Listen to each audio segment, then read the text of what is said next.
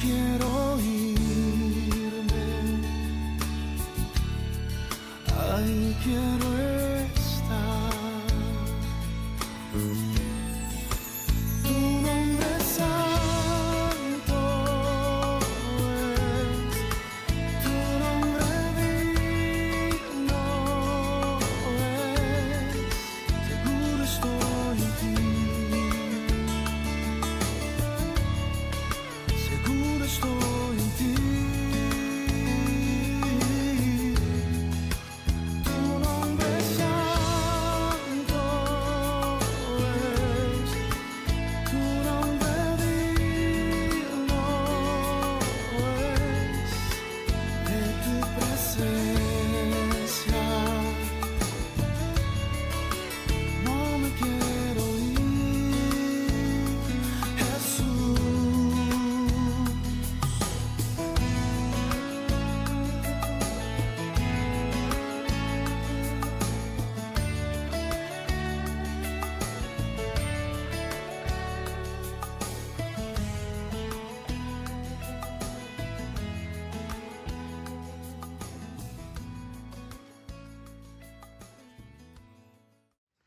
Dios te bendiga.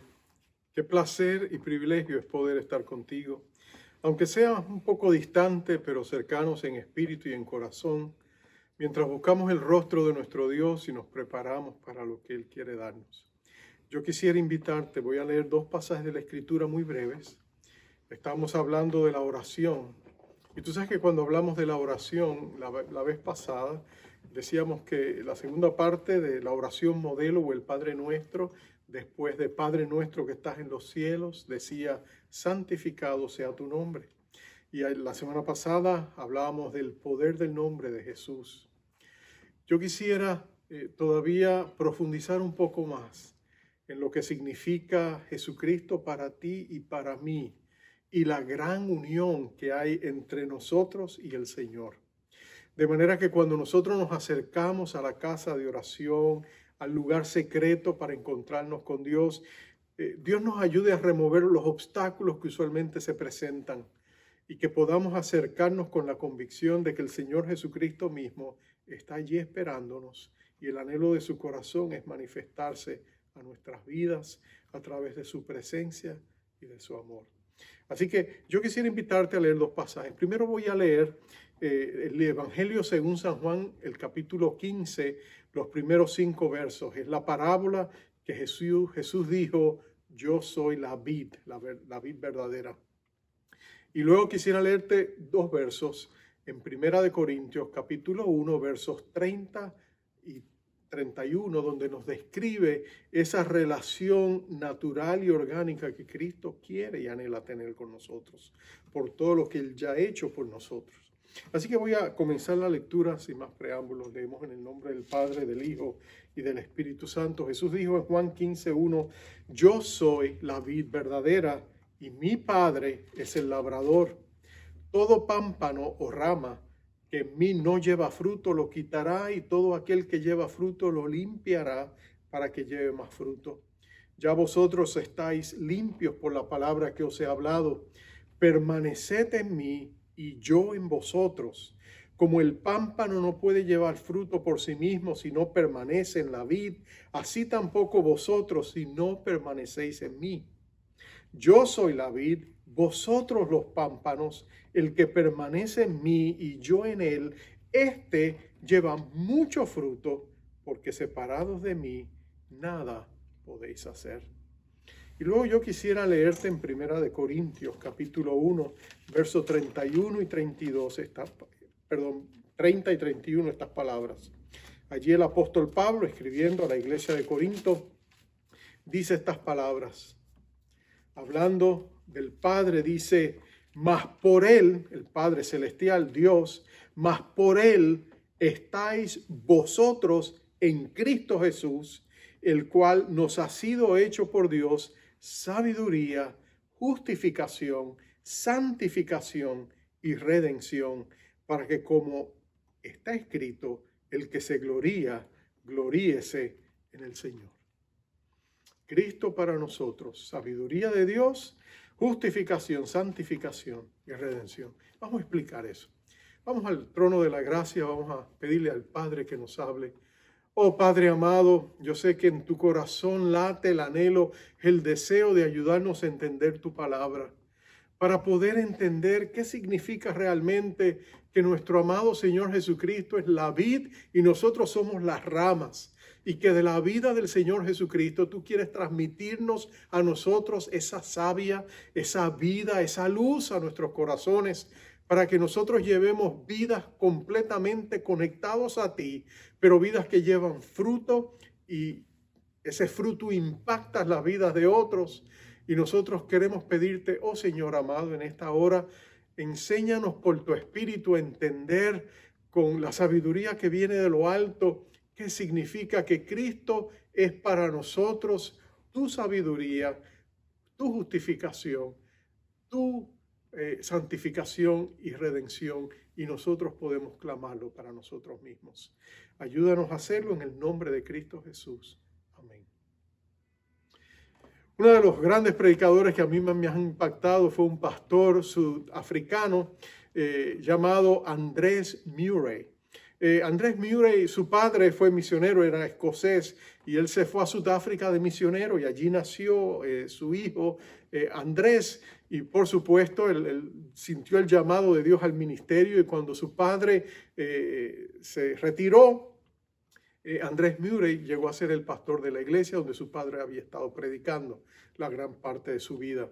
Es interesante que en esos primeros momentos, después que sale su padre, Dios envía un gran avivamiento a la iglesia, pero es el mismo Andrés Murray el que casi acaba con él, porque un domingo llegó a la iglesia y los hermanos que habían llegado a orar habían tenido un encuentro con el Señor de una manera sobrenatural. La presencia del Señor había venido sobre ellos y ellos se habían puesto a llorar y a arrepentirse y a pedirle a Dios misericordia. Y cuando él llegó y vio que gente que antes él conocía como gente muy dignificada, muy tranquila, muy sosegada de sociedad, de pronto estaban postrados llorando delante de Dios en el altar. Él decía, pero ¿qué ha pasado aquí? ¿Qué es esto? Y él casi quiere detenerlo todo porque no entendía lo que estaba pasando. Pero después él fue a ver a su padre y su padre le dice, hijo, no lo detengas. Por eso he estado llorando la gran parte de mi vida y finalmente ha llegado. Recibe esa bendición. Deja que Dios manifieste su poder y gente se convierta y la iglesia sea reavivada. Bueno, a Andrés Murray le costó entender todo esto, pero un tiempo después él se enfermó. De hecho, sufrió de tuberculosis, que en ese tiempo era prácticamente incurable. Y como él no podía recuperarse, él tuvo que regresar a Londres. Y allá entró a lo que en aquel tiempo se conocía como una casa de sanidad. Una casa de sanidad eran cristianos, personas de oración, que a veces establecían estos hogares para que personas enfermas fueran a vivir con ellos. Y mientras ellos están allá, estas personas de oración oraban, intercedían, les animaban a creer en la fe en el Señor como su sanador.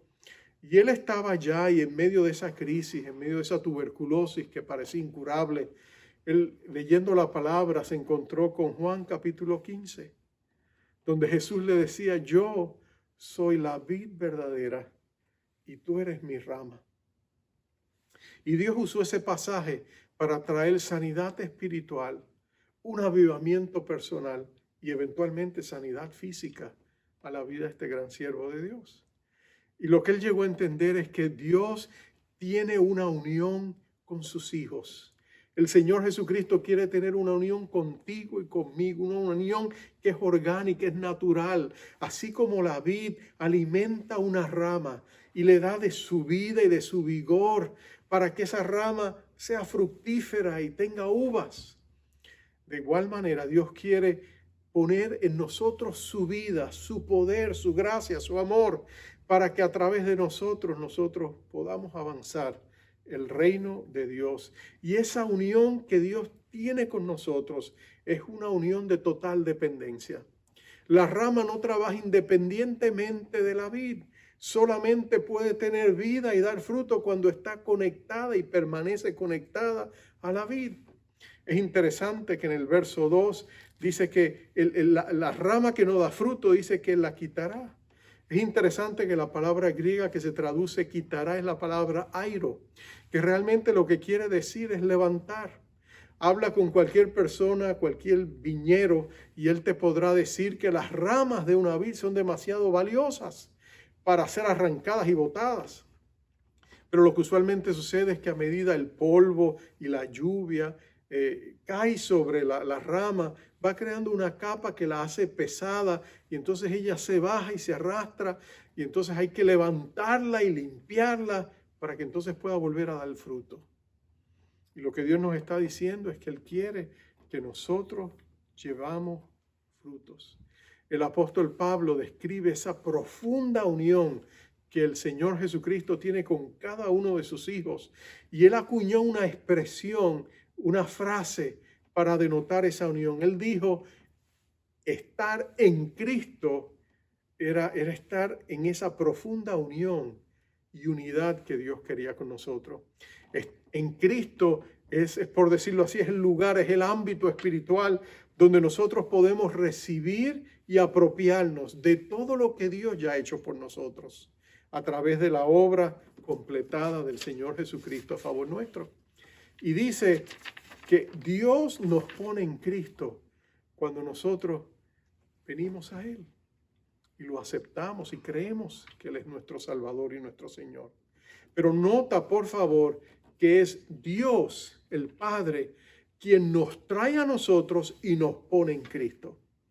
Nosotros no lo podemos hacer, es Dios quien lo hace. Nota que Él decía en el verso 1, yo soy la vid verdadera y mi Padre es el labrador. El Padre es el jardinero, es el que cuida. Yo sé que nosotros en el argot cristiano, en nuestra jerga cristiana, usamos frases para hablar de nuestra conversión cuando decimos, bueno, yo vine a Cristo y le acepté como mi Señor y mi Salvador en tal fecha, o cuando yo vine a Cristo en tal otra fecha, y la impresión es parcialmente verdad porque nosotros rendimos nuestro corazón a Cristo. Pero lo que tú y yo tenemos que entender es que la única razón por la cual nosotros vinimos a Cristo es porque el Padre nos está avalando y nos estaba trayendo y nos estaba jalando con cuerdas de amor. La Biblia dice que nadie puede venir a Cristo si el Padre no lo trae. En Juan 6:44, tú sabes que la palabra Jesús dijo allí, nadie puede venir a mí si no lo trae el Padre que me envió. Nadie puede venir a mí, dijo Jesús, si no lo trae el Padre que me envió. Y en Juan 4:23 dice que el Padre busca adoradores. Es Él el quien los busca para que le adoren en espíritu y en verdad. En otras palabras, cuando tú y yo vinimos a Cristo es porque Dios nos trajo.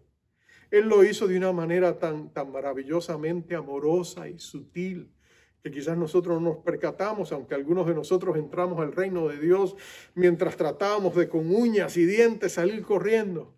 Pero Dios enviaba a los sabuesos del cielo, gente amada que nos buscaba, nos hablaba del Señor y nosotros muchas veces los evitábamos, no queríamos. Yo recuerdo cuando yo todavía no conocía a Cristo que mis compañeros de universidad me hablaban del Señor y yo me burlaba, me reía, pero Dios me seguía buscando, no se rendía. Bueno, en teología le llamamos a eso la gracia previniente, el hecho de que es Dios quien nos busca, quien nos trae con cuerdas de amor. Nota que en 1 Corintios capítulo, el verso que leímos, dijo él, mas por Él, por Dios, por el Padre, estáis vosotros en Cristo Jesús. En otras palabras, es por Él. Gracias al Señor. Él nos dio la fe para creer. Él puso en nosotros el sentir y el querer de aceptar a Cristo. Y nosotros nos rendimos a esa invitación, pero vino de Él. Y es importante que lo recordemos. Dios te dio la fe para creer. Cuando tú viniste a Cristo, Él te salvó, Él te trajo porque te amaba. Ahora, muchas veces nosotros los cristianos pensamos que después que nosotros venimos a Cristo y somos salvos, entonces, ahora en gratitud, nosotros tenemos que por nuestras fuerzas, por nuestras labores, por nuestro esfuerzo personal, caminar la vida cristiana. Y eso es un error garrafal. Amado hermano, ese es el peor error que casi todos cometemos. Porque la clave de vivir la vida en Cristo es la fe. Es interesante que el cristiano desde el comienzo hasta el final tiene que caminar por fe. Es interesante que Pablo lo expresó muy claramente en Romanos capítulo 1, verso 17. Mira lo que dice la Biblia allí. Dice, porque en el Evangelio la justicia o la rectitud de Dios se revela por fe y para fe. Como está escrito, mas el justo por la fe vivirá. Nota que es de fe y para fe. Es por fe y para fe. En otras palabras, como si tú pusieras los libros y después pusieras 2 guardalibros al final, tú te darías cuenta de que empieza con la fe y terminará con la fe. Toda nuestra vida cristiana, todo nuestro andar con el Señor es por fe y para fe. Pablo lo hace todavía más claro en Colosenses capítulo 2, versos 6 y 7. Y perdona que insiste en esto, pero esto es que es tan clave. Mira lo que él dice.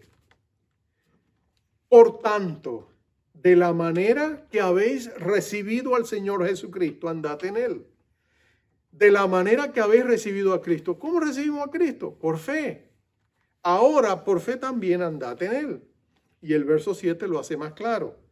Dice, andad en él arraigados y sobreedificados en él, no en nosotros, en él, y confirmados en la fe, así como habéis sido enseñados, abundando en acciones de gracia. Mira lo que Dios nos está diciendo, amados hermanos. La vida cristiana, desde el principio hasta el final, tenemos que caminarla por fe.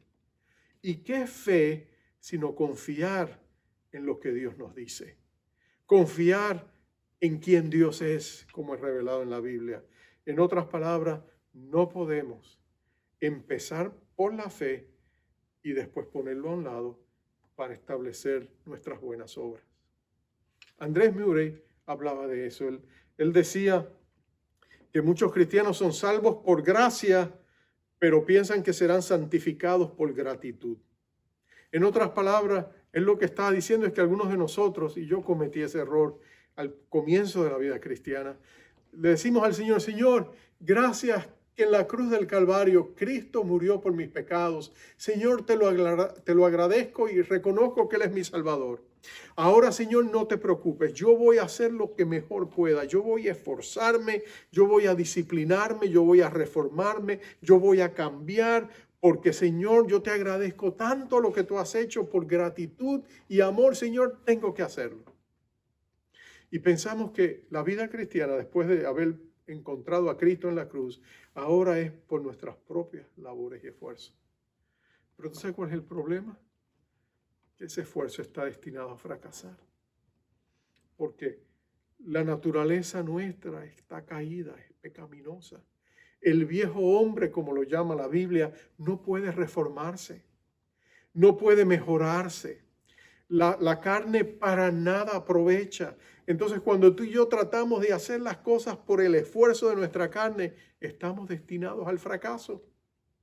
Yo recuerdo cuando yo conocí a Cristo, era un joven, todavía antes de los 20, un joven adolescente. Y yo recuerdo que yo quería servir a Dios, yo quería entregarme a Cristo, pero tenía un pie en el mundo y un pie en la iglesia.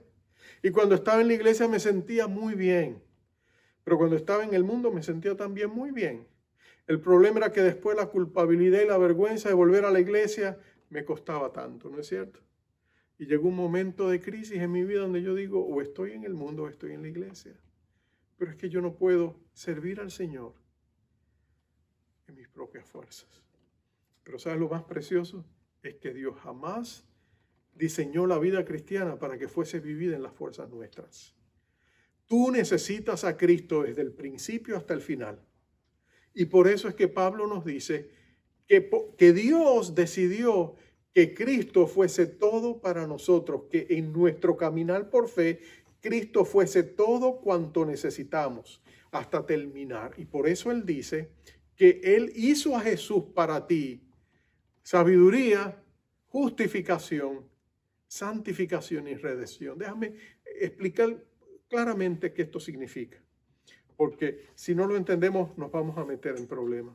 Lo que Dios nos está diciendo es que Cristo es la provisión que Dios ha hecho para todo esto. Que cuando tú y yo, como rama apegada a la vid, dependemos constantemente y diariamente del Señor Jesucristo para cada aspecto de nuestra vida, el Señor Jesucristo está ahí para nosotros. Primero, Dios nos da la sabiduría que necesitamos. Tú puedes ser una persona muy sabia, muy competente, un experto en alguna rama del saber humano, pero aun si tú fueras el experto más capacitado y más capaz que jamás ha existido en cualquier rama que tú pudieras nombrar, nunca te vas a poder comparar a Jesucristo, que sabe, en Él están escondidos los tesoros de la sabiduría y del saber de Dios. En otras palabras, nuestra sabiduría se queda aquí, pero la sabiduría de Dios es infinita. Mira si la sabiduría de Dios es tan grandiosa que Dios ya no puede aprender nada.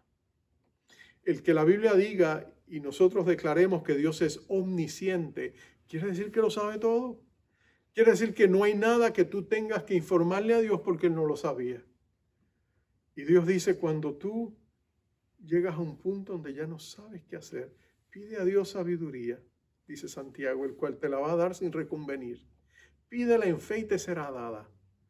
Podemos tener la sabiduría de Dios. El Espíritu Santo fue dado precisamente para guiarnos a toda la verdad.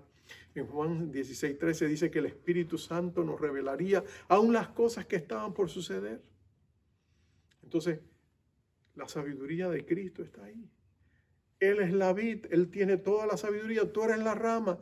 Solo pide sabiduría a Dios y de Jesucristo te vendrá.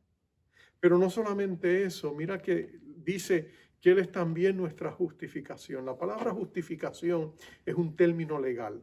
Se usaba en los tiempos romanos para denotar una persona que estaba frente a un juez.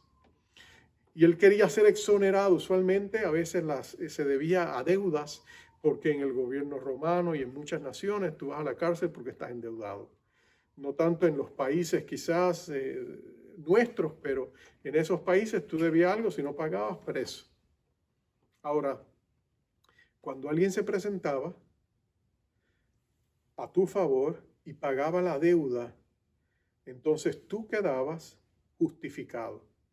Era la expresión que se usaba, era el término legal que se acuñaba para decir tú estás exonerado, no porque eras inocente y no tenías la deuda, sino porque alguien pagó la deuda por ti. Por lo tanto, la corte ya no puede perseguirte y obligarte a pagar lo que ya está saldo. Cuando Cristo murió en la cruz del Calvario, Él dijo, consumado es. Literalmente, saldado está. Todos nuestros pecados fueron cubiertos con la sangre de Jesús. Así que cuando nosotros venimos a la cruz, allí en la cruz, Cristo, que pagó nuestra deuda, nos imputa su rectitud o su justicia. Y nosotros podemos decir que estamos justificados porque Cristo pagó la deuda por nosotros.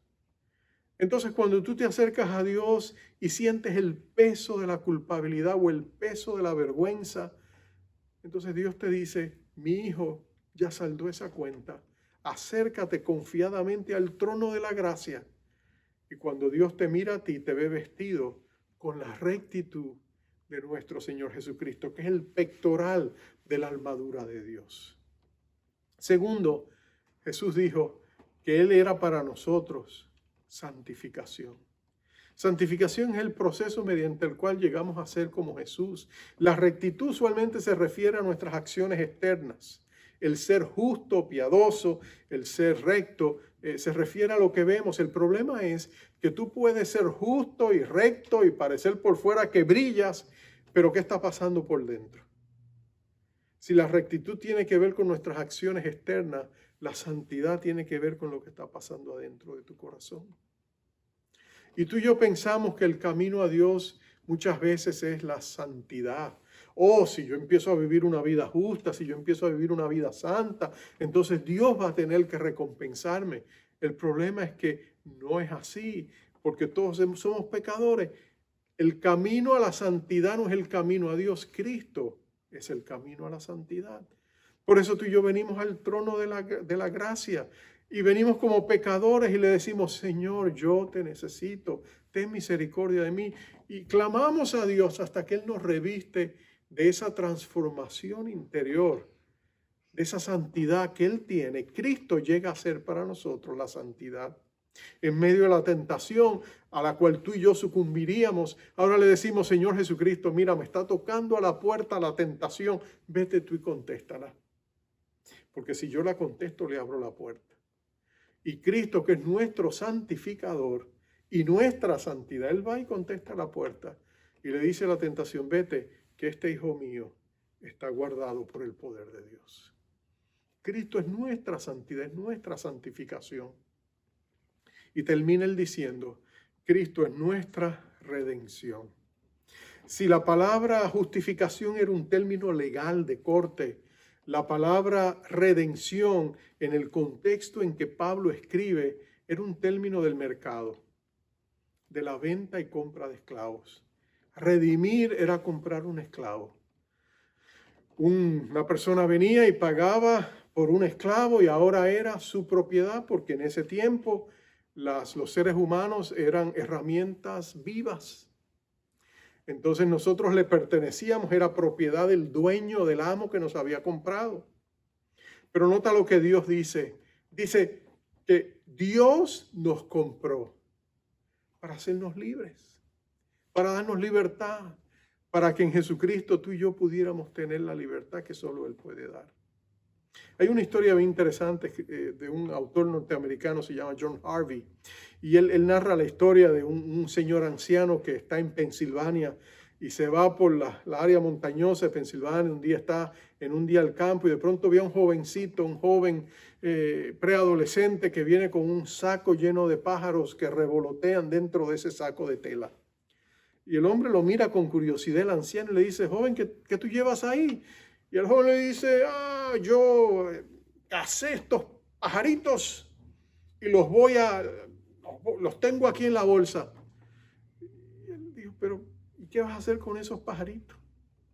Y el chico dice, bueno, voy a entretenerme con ellos, quizá le quebrante las alas y luego, cuando ya no quiero más los matos. Y el hombre le dijo, pero ¿por qué vas a hacer eso? No, son mis pájaros, yo los casé. Y entonces, cambiando la estrategia, el anciano le dijo, oye, ¿y si me los vendes? Venderles si son pájaros, ¿no los vendes? ¿Dinero? Sí, bueno, ¿y cuánto usted me da por eso? ¿Y cuánto tú quieres? En aquel tiempo, la historia se remonta a décadas atrás, el joven le dijo, deme $2. Y el anciano le dijo, te doy 3. Le dijo, está bien, pero ¿me das la bolsa también? Sí, claro. Inmediatamente el señor buscó su billetera y sacó $3, se los dio al joven que estaba muy contento y él tomó los pájaros y el joven se fue. Entonces el anciano abrió el saco, sacó a los pajaritos y los echó a volar. Él redimió esos pajaritos y le dio la vida, por decirlo así. Bueno, un día en la cruz del Calvario el Señor Jesucristo tomó tu lugar y mi lugar. Él fue nuestro sustituto. Él puso su sangre preciosa y la derramó por nosotros para darnos salvación. ¿Cuánto es el valor de un alma? Nosotros vivimos en un mundo donde la vida se menosprecia, ¿no es cierto? En medio de toda esta tragedia del COVID-19, a veces la vida se mira con cierta ligereza, con cierta liviandad. De hecho, decidimos quién vive, quién muere en base a recursos humanos y médicos que podamos tener. Pero para Dios, cada alma tiene un valor incalculable, porque el alma es inmortal. Y para Dios, el alma humana tiene un valor que no se puede poner en números. Nosotros escuchamos a los grandes futbolistas que van a Europa y reciben cantidades millonarias, 100 millones de euros por un contrato, a veces hasta mucho más alto. Y nosotros decimos, mira el gran valor de ese jugador. Si Dios te hubiera querido a ti salvar, Dios siendo Dios hubiera podido pagar cualquier cantidad. De Él es la tierra y toda su plenitud, de Él son las estrellas. el espacio sideral le pertenece. Dios pudo haber dado una constelación. Pues mira, por la alma de esta persona voy a dar la constelación de Orión. Y por esta otra voy a dar esta otra constelación, galaxia para salvar su alma. Dios pudo haber dado cualquier precio para salvarnos a nosotros. Pero ¿sabes qué? No importa lo que Dios hubiese pagado por ti, por mí. El diablo siempre podía venir y decir, ¿pero qué es eso para Dios? Para Dios eso no es nada. Dios es el dueño de todo cuanto existe. Aunque a nosotros nos parecería mucho, eso no es nada para Dios. Pero cuando Dios quiso redimirte a ti, salvarte a ti, Él no te compró ni con euros ni con dólares. Él no te compró con galaxias. Él dio lo que más amaba, lo más precioso que tenía, la vida de su único hijo, y lo entregó por ti y por mí. ¿Tú crees que nos podremos escapar de la salvación que a Dios le costó tanto? ¿Tú piensas que podemos rechazar la oferta de la vida eterna que viene a través de Jesucristo y presentarnos delante de Dios un día después que hayamos muerto y decirle, bueno, ¿sabes qué, Señor? Sí, yo desprecié tu regalo de vida eterna, pero ¿sabes qué, Señor? De todas maneras, llévame al cielo.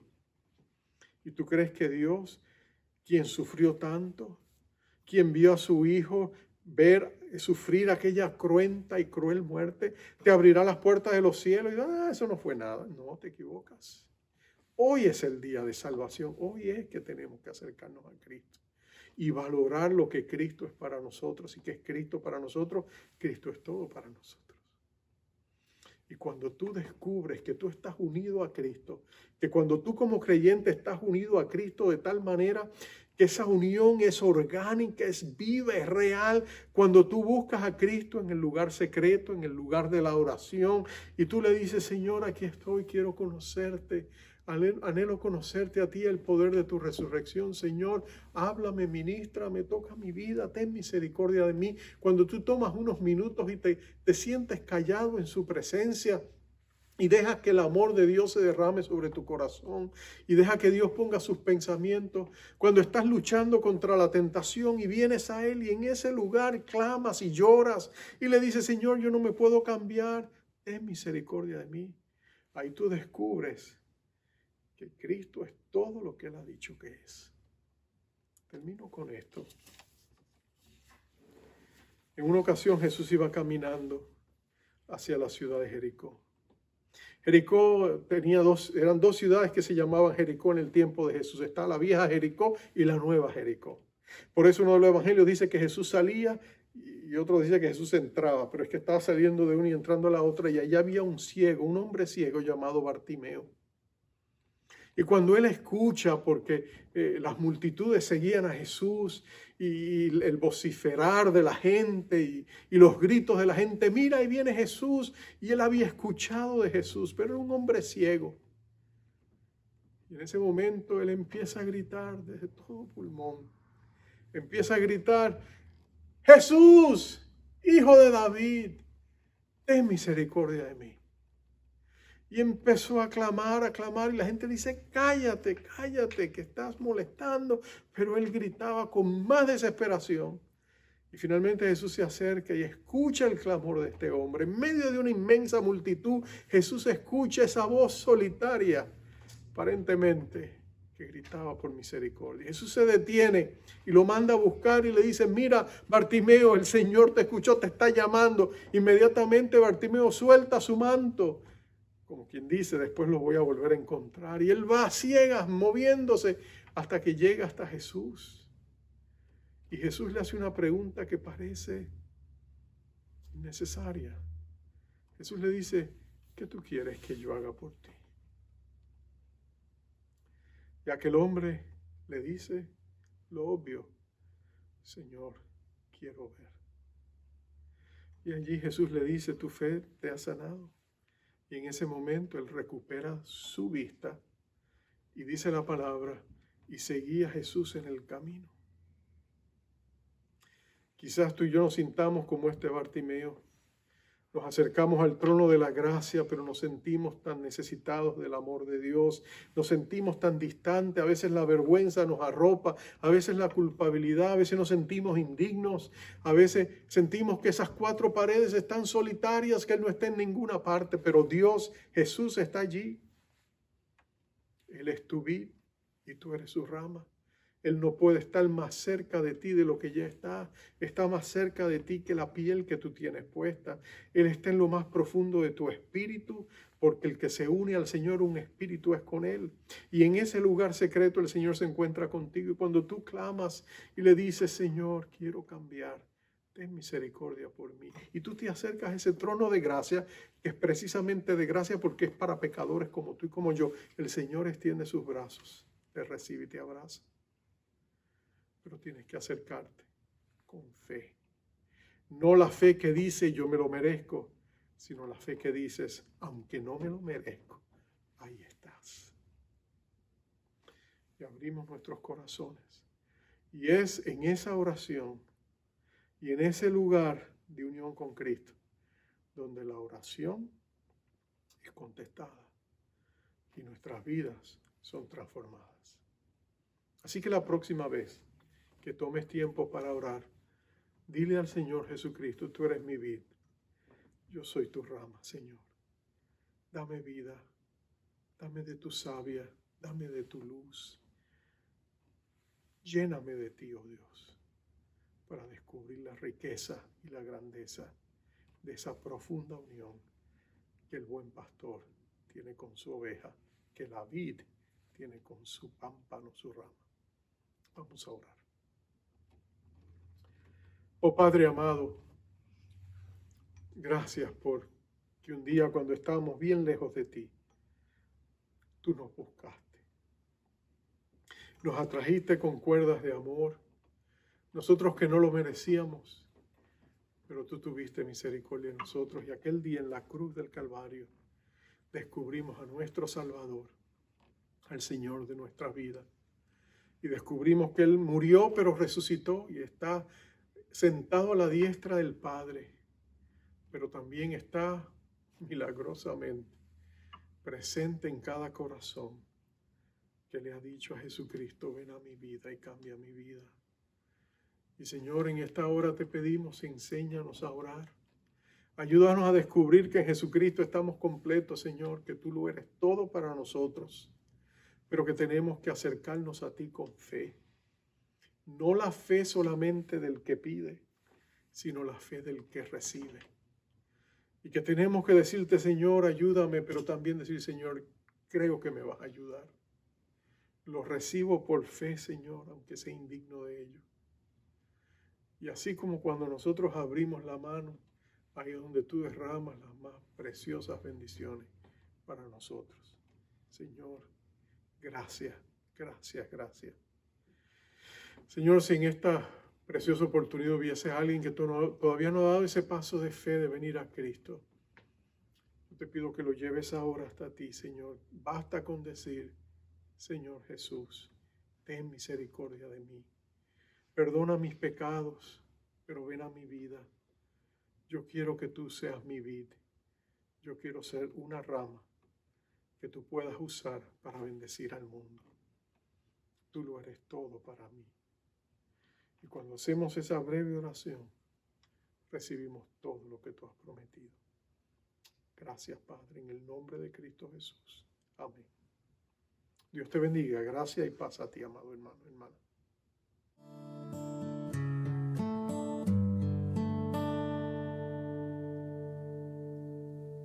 Hoy quiero ver el mundo con tu mirada, pisar tus huellas al andar y volar el cielo con tus alas y soñar al despertar.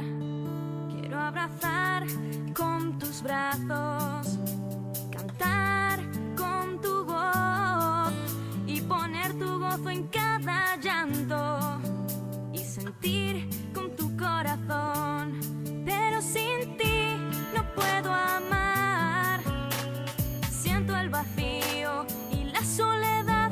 Quiero estar junto a ti, como el sarmiento